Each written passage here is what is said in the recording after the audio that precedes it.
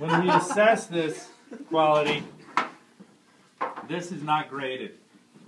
Why is it not graded? Because it comes from milers in Pine Plains. They only slaughter like 15, 20 a week. They don't have time to, they don't have the expense of grading their meat. They grade it themselves. They're like, look, it's perfect. What's wrong with you?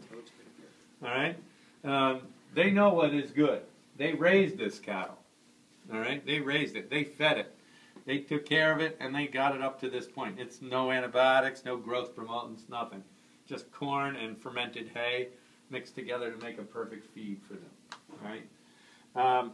So if I was going to grade it, first of all, I'm looking at what? I'm looking at the width of it. This has got a really good conformation, which means it has really good meat genetics. Right? These were Angus animals that he's raising.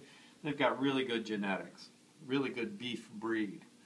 Then the other thing is I'm going to look at the color of the lean muscle tissue. This one's got a nice bright red color. It's turned a little green underneath because it's exposed. But that's a nice bright red color. All right? That tells me that it's young and good quality. All right? Then I look at the amount of marbling. You see all the little flecks of fat? This is almost to the prime level. All right? This has got a real lot of marbling all through it. Exceptional. I would say really high choice or almost even prime. Very close to prime. All right? As far as yield grade, there's a lot of thick fat here along where the tail would be, some thick fat here, and we're not seeing the full fat on the inside of this.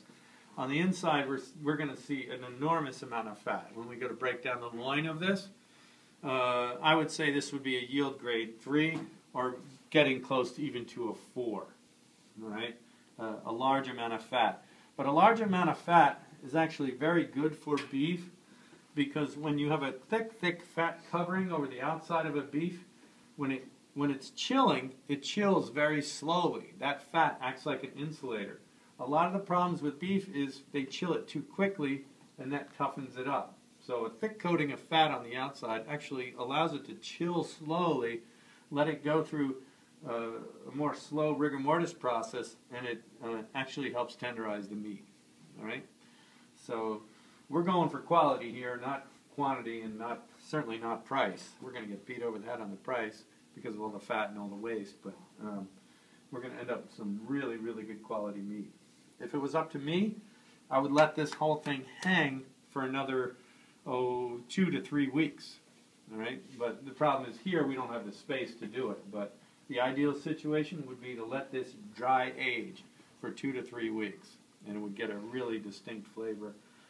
It would develop much more complex undertones, umami, all of that.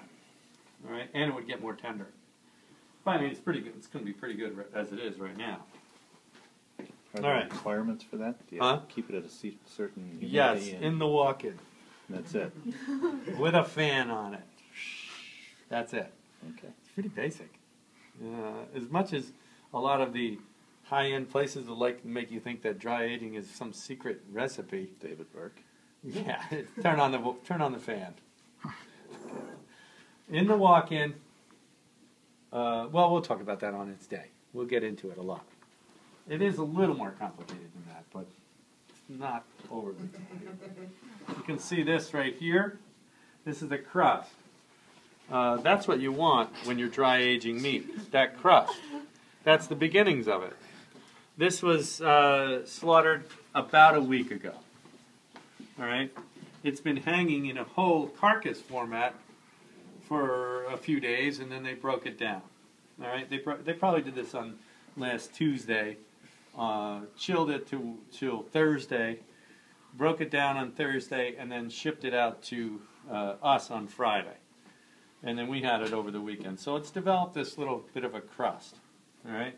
This part's been exposed since probably Friday. So it's, it's a little bit wet yet. But this is crusted over nicely. All right? Okay.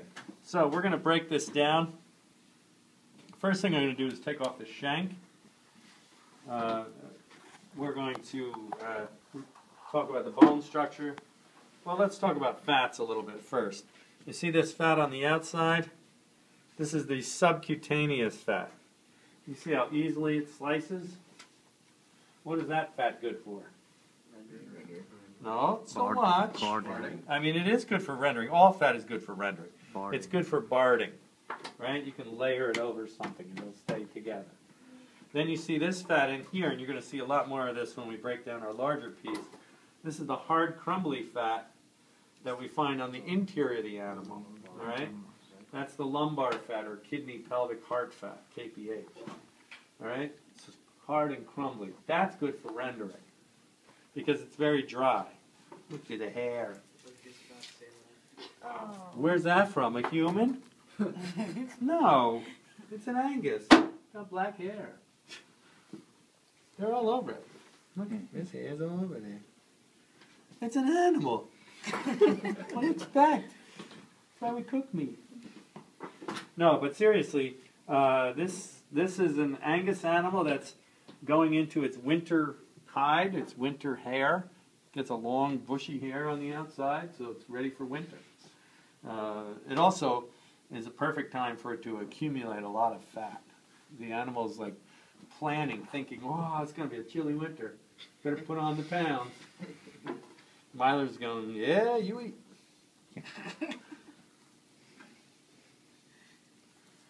Well, you know what I mean? That's part of it. There is some seasonality to meat. Not as much as, you would think, but there is some seasonality to it. When it's really, really hot, animals tend to eat less.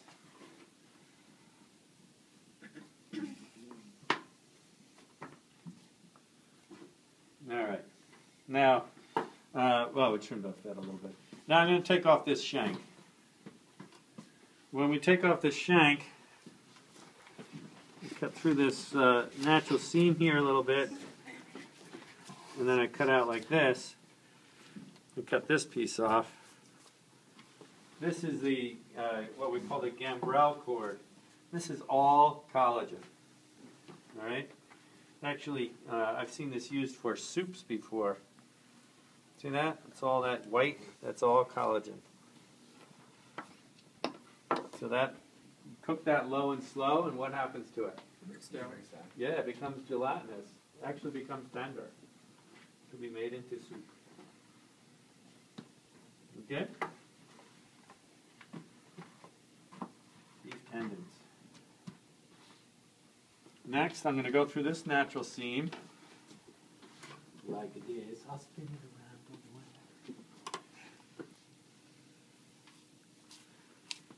We'll go through like this. And there's a natural seam that just opens up. See that?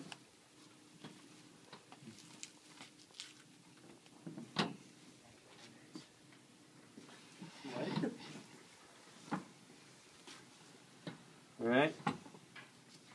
And then we come up like this, a little bit further, and make a right angle cut through the knee joint.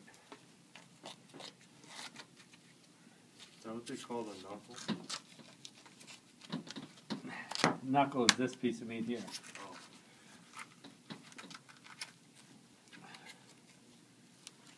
All right. How do you know where to make a turn? Is there an indicator? Practice. That's right. How do you know where your driveway is? Where do you make the turn? Yes, practice. You go there a bunch of times and you know how to get there. The first time you went there, you were like, wow, are we there? Is this the place? Right? So it takes time. That's a beef shank. All right? Tomorrow we're going to be breaking these down. You're going to be boning them out. In it is a nice large marrow bone. We're going to take those and save those for a marrow, and we'll talk about that tomorrow. Next, we're going to take out this little cut. This is called the oyster.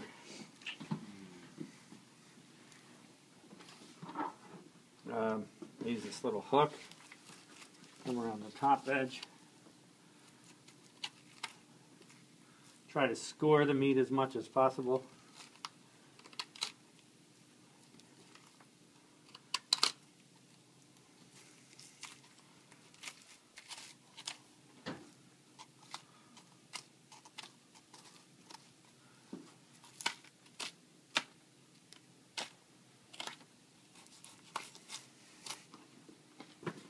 Here's the oyster, which is an inconsequential little cut.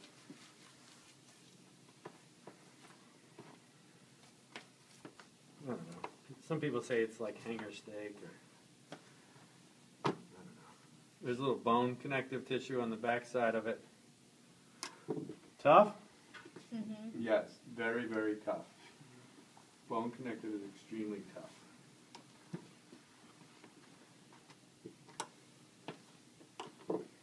Hanger steak, I mean, come on. Not much to it. You don't see it commercially available. But it's there. Now we're going to go around this little hole here. Outline that. Push that through a little. Then we're going to come along the back side. And this is called bench breaking, this whole process, as opposed to boning out off of a hook. You know, normally this would be done with the weight of gravity to help you. So unfortunately, I'm going to do it, you know, on a bench. That's the way it would be done, though, in a lot of hotels or restaurants. You wouldn't have a hook set up.